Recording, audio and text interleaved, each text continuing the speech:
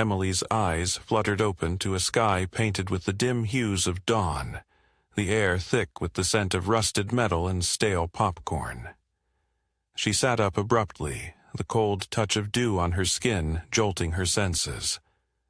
Surrounding her were the silent silhouettes of carnival rides, their once vibrant colors muted in the half-light. The Ferris wheel loomed overhead like a giant skeletal specter, its carriages swaying gently in the breeze.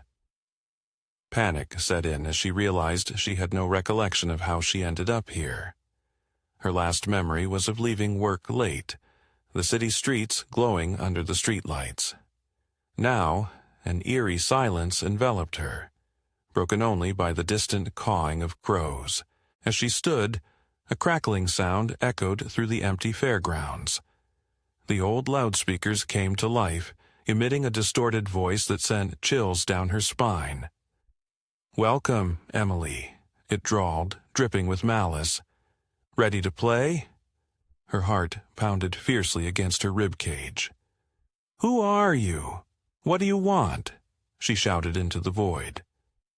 Laughter, hollow and mocking, was the only response before the voice continued, "Complete my games, and perhaps you'll earn your freedom." A path of flickering lights burst into life, leading towards the heart of the carnival. Swallowing hard, Emily knew she had no choice but to follow. The funhouse stood before her, its entrance a gaping clown's mouth with peeling paint and fractured glass eyes. Inside, distorted mirrors reflected her anxious figure in grotesque forms.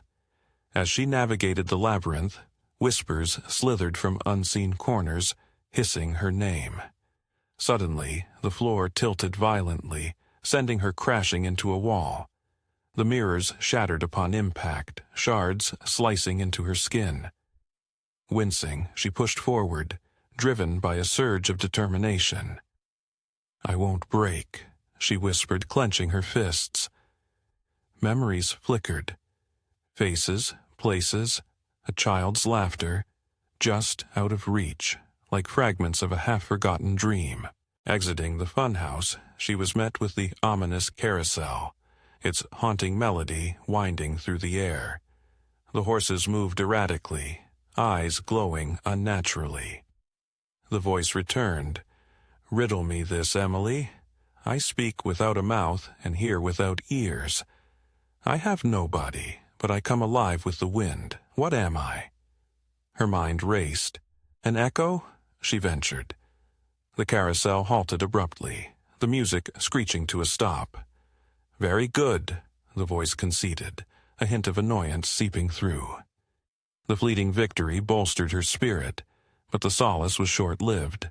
The haunted house loomed ahead, its windows like empty eye sockets. Inside, darkness swallowed her. Each step was met with creaking floorboards and the feeling of unseen eyes watching. Spectral figures flickered at the edge of her vision.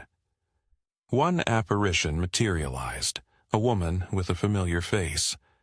"Mom?" Emily breathed, reaching out. The figure dissipated like smoke, leaving behind the echo of a lullaby. Tears welled up as fragmented memories flooded back.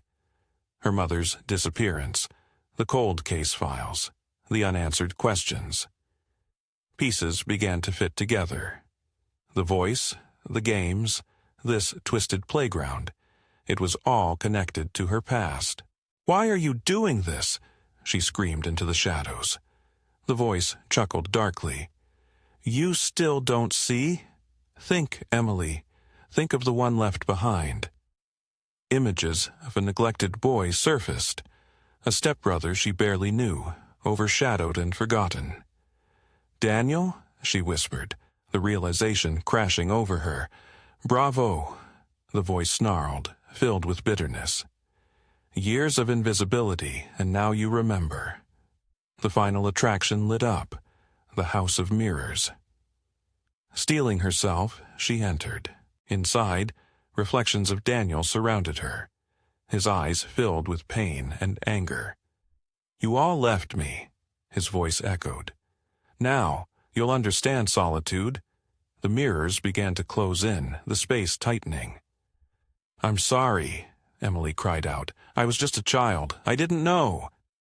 Silence followed. Then the sound of glass shattering. The mirrors exploded outward, and Emily shielded herself from the cascade. When she looked up, Daniel stood before her, flesh and blood, his expression a tumult of emotions. He raised a trembling hand, a device clutched within. "I wanted you to feel my emptiness," he said, his voice wavering. Emily stepped forward cautiously. "We can start anew," she offered softly. "You're not alone anymore." Tears glistened in his eyes as his grip on the device loosened. For a moment, hope seemed tangible. But a blare of sirens shattered the moment. The authorities had arrived, lights flashing in the distance. Daniel's face hardened. "It's too late," he whispered. Before she could react, he pressed a button, and the ground beneath them erupted in light. When the dust settled, Emily found herself alone on a grassy hill overlooking a quiet town, the Carnival nowhere in sight. The sun was high, birds singing as if nothing had happened. In her hand was a photograph of her and Daniel as children, smiling.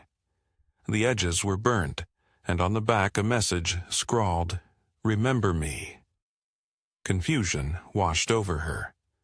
Was it all a hallucination? A nightmare? Yet the cuts on her skin and the weight of the photo argued otherwise. She gazed out at the town, a resolve forming within. She would find Daniel, not as a specter of fear but as family, and perhaps lay the past to rest.